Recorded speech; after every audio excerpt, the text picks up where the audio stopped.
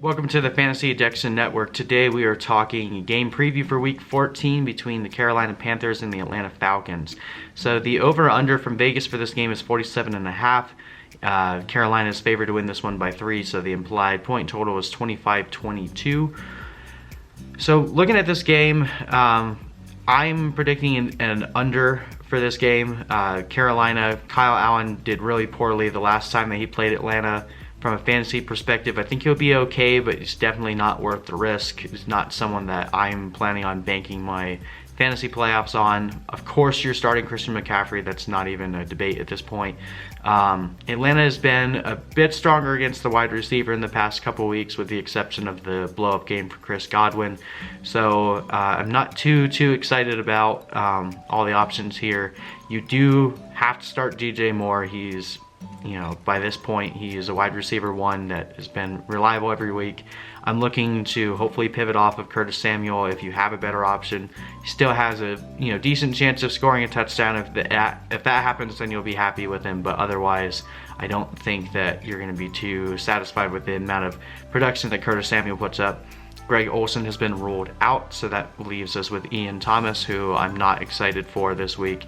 So really, I'm looking to start Christian McCaffrey and DJ Moore, and I'm trying to shy away from every other option here. I typically try to avoid defenses in divisional games, especially when there's not too great of a gap between the two teams.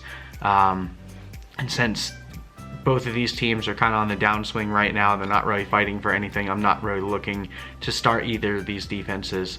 On the Atlanta side of the ball, Matt Ryan is one of my sits this week. Yes, it looks like he's getting Julio and Hooper back, so it looks like he's finally going to have a full arsenal of weapons again, but Ryan has been on the downswing.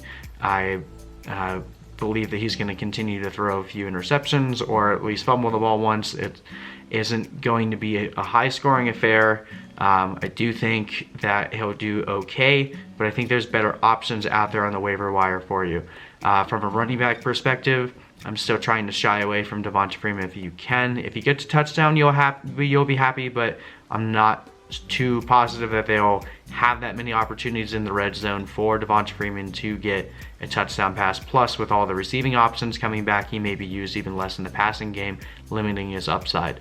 Julio's back. You have to start Julio. There's no question there. You have to do it. If Calvin Ridley plays, it's looking like he might actually go into this game questionable. If he plays, you're going to play him. If both Ridley and Julio are in, I'm pivoting off of Russell Gage, as I don't expect there to be too much volume in this game. So you're playing Ridley and Julio, and Austin Hooper is back.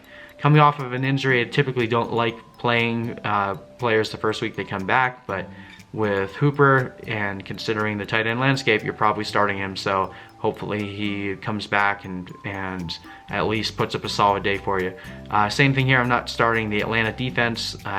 Again, I don't expect this to be too high scoring, but I'm not really sure who's going to end up performing better, so rather just pivot off of both teams in a divisional matchup. Anyway, this has been the preview for the Panthers Falcons. Hope you guys enjoyed this video. We'll see you in the next one.